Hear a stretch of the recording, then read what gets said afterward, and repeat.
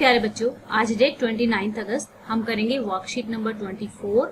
Subject आपका सामाजिक विज्ञान, इतिहास आपका चैप्टर चल रहा है पार्ट 2। यूरोप में समाजवाद व रूसी क्रांति थी। हमने पिछली वर्कशीट्स में क्या पढ़ा था, एक बार रिवाइज कर लेते हैं।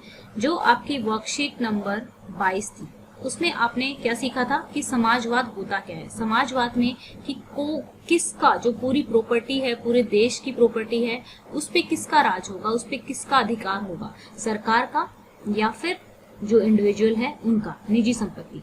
तो समाजवाद में कहा गया था कि जो ये अधिकार है ये सरकार का होना चाहिए। उसके बाद हमने क्या देखा था, वर्कशीट नंबर 23 में हमने देखा था रूस की क्रांति थी। रूस की क्रांति।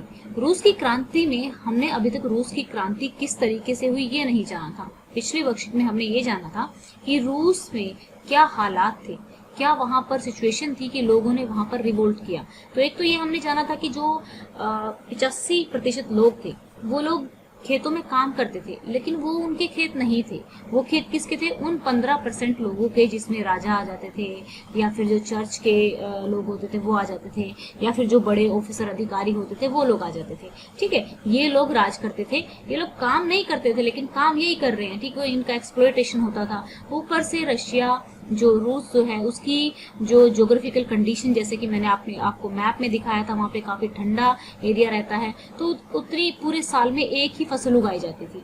तो जो गांव के जो लोग होते थे वो अपने गांव लौट आते थे।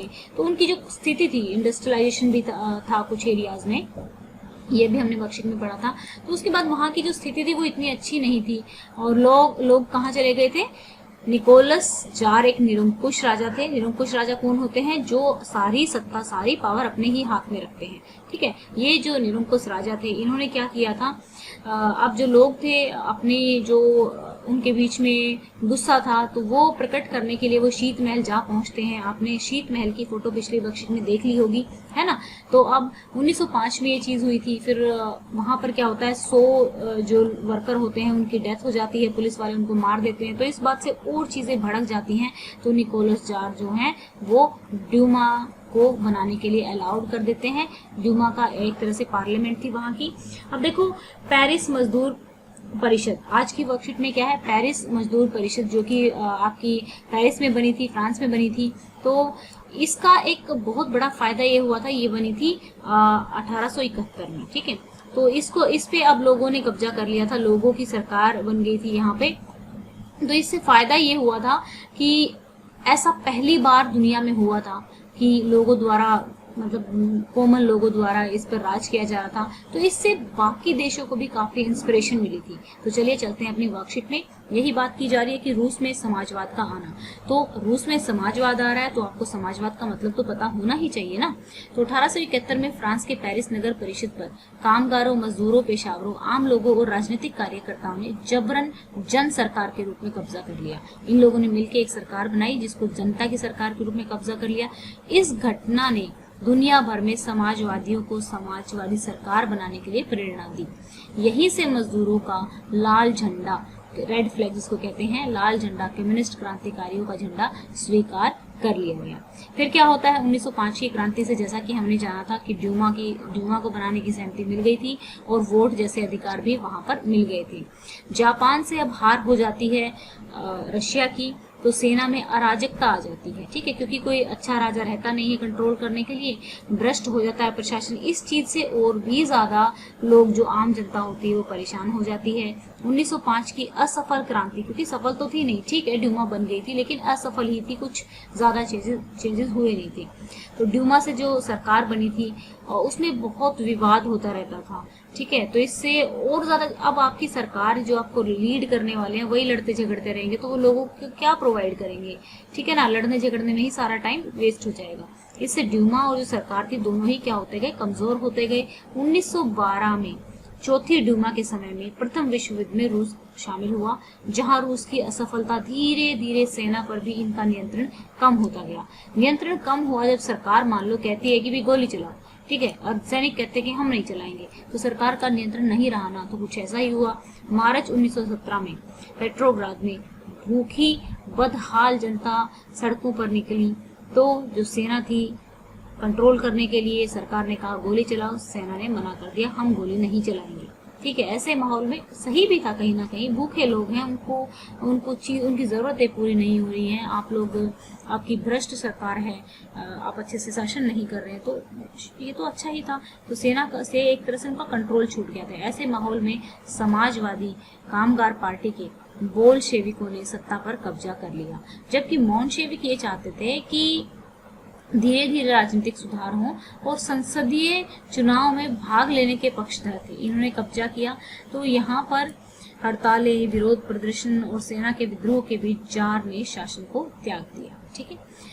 अब लेनिन ने मार्क्स और एंजल के साम्यवाद विचारों से प्रभावित होकर कामगारों, मजदूरों, ऐसे ये जो मार्क्स है ना, वैसे मैंने ये इंग्लिश मीडियम में भी एक्सप्लेन नहीं किया है बट कर देती हूँ थोड़ा सा।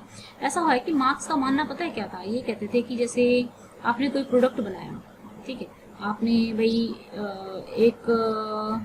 पता नहीं मेरे मन में जूते का एग्जाम्पल क्यों आ गया, मतलब हर उसमें मैं जूता ही ले लेती, चलो जूता ही ले लेते हैं और कुछ आ नहीं रहा अभी।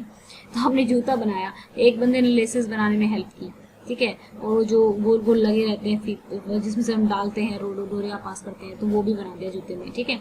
अब ये जो जूता बना है इसका अलग अलग पार्ट सबने बनाया है, लेकिन अब जिन ने बनाया है उनको 10-10, 5-5 हज़ार रुपए देके जो मालिक है उसने निपटा दिया।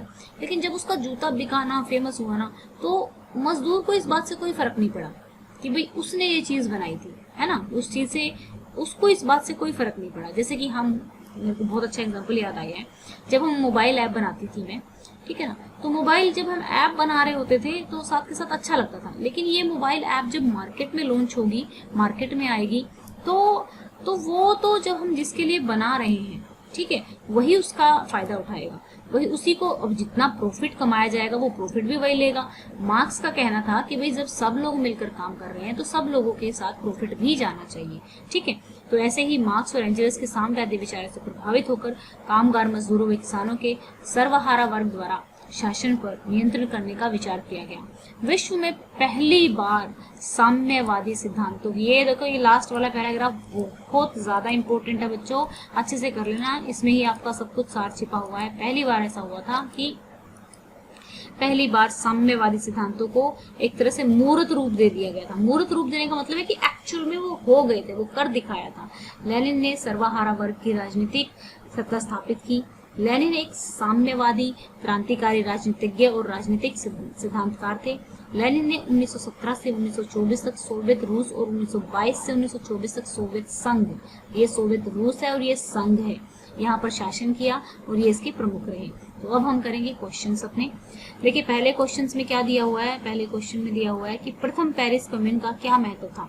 तो देखिए पहले क्वेश्चन का आंसर यहाँ से आप लिख लेंगे कि प्रथम इसकी वजह से ही क्या हुआ था, मोटिवेशन मिला था बाकी देशों को भी। तो चलिए करते हैं यहाँ हिंदी मीडियम कैंसिल, ये देखिए 1871 में कामगार, मजदूर और आम लोगों ने जन सरकार के रूप में पेरिस नगर परिषद पर कब्जा कर लिया था। यह दुनिया में ऐसा पहला अवसर था जब कामगार, मजदूर वगैरह सत्ता पर, अब देखो ऐसा होता नहीं है ना, कामगार, काम करने वाले लोग सत्ता पर कब्जा करते हो तो सभी को सपने आने लग जाएंगे कि भाई हम भी कामगार हैं, हम भी मजदूर हैं, हम भी सत्ता वो करेंगे। तो ऐसा ही कुछ हुआ था। इस घटना के बाद दुनिया भर के समाजवादियों को समाजवादी सरकार बनाने की प्रेरणा मिली। रूसी क्रांति भी पेरिस कम्यून के उदाहरण से ही प्रेरित रही। ठीक है। अब हम चलेंगे क्वेश्चन नंबर 2 में। क्वेश्चन नंबर 2 एक बार देख लीजिएगा क्या है क्वेश्चन नंबर 2।